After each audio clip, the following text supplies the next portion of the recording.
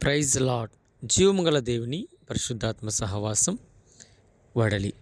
ఈరోజు వాగ్దానం మన కొరకు పరిశుద్ధ గ్రంథం నుండి యోవేలు గ్రంథం 2వ అధ్యాయము 27వ చరణం.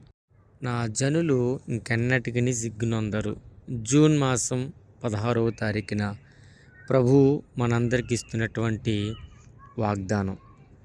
ప్రియులారా, చూడండి, దేవుడు తన ప్రజలను సమృద్ధిగా పోషిస్తానని, వారిని ఆదరిస్తానని, వారి శ్రమలన్నిటిలో నుంచి తొలగిస్తానని ఆయనే మాటిస్తున్నాడు. ఎవరికి వాగ్దానం ఉంటుంది? దేవుణ్ణి ప్రేమిస్తున్న వారికి, ఆయన మీద ఆధారపడుతున్న వారికి వాగ్దానాలు ఇస్తాడని.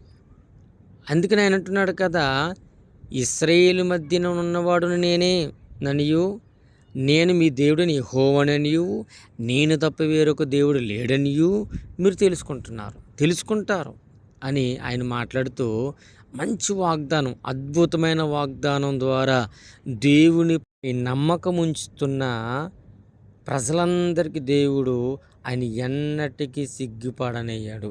ఎవరైతే ఆధారపడుతున్నారో, ఎవరైతే నమ్మకం ఉంచుతున్నారో వారు ఎన్నటికీ సిగ్గుపడనేయకుండగా ప్రభు కాపాడునుగాక, నడిపించునుగాక. ప్రియులారా, యోవేలు కాలంలో జరిగినటువంటి సంఘటన.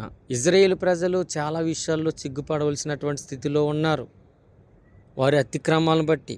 కానీ ప్రభు అంటున్నాడు కదా, యెషయా గ్రంథం 29:22 వచనం ప్రకారం, అందుచేతను అబ్రహాము విమోచించిన యెహోవా యాకోబును కుటుంబం గురించి ఇలాగ సెలవిస్తున్నాడు, ఇక మీదట యాకోబు సిగ్గుపడాడు, ఇక మీదట అతని ముఖము తెల్లబారదు. ఇంకా ఉండదు. గతించిన కాలాల్లో మీరు అలాగున్నారేమో, ఈ రాబోయే దినాల్లో, రాబోయే కాలములో మిమ్ములను మాత్రం మీరు సిగ్గుపడవలసిన స్థితిలోనికి నేను వెళ్ళనీయకుండా నేను పోషిస్తాను, బలపరుస్తాను. ప్రభువే మనతో సూటిగా మాట్లాడుతున్నాడు. ఆమేన్. ప్రార్థన. మహాగుణుడ, మహోన్నతుడా, పరిశుద్ధుడ, ప్రేమగల తండ్రి, నీ పరిశుద్ధమైన నామాన్ని బట్టి నీ వందనాలు, స్తోత్రాలు, స్తుతులు చెల్లిస్తూ ఉన్నాం.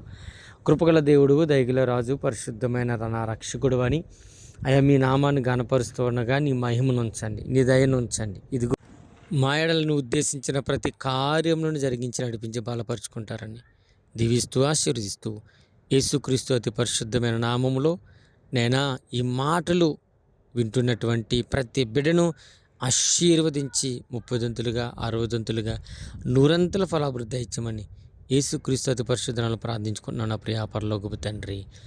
ఆమేన్.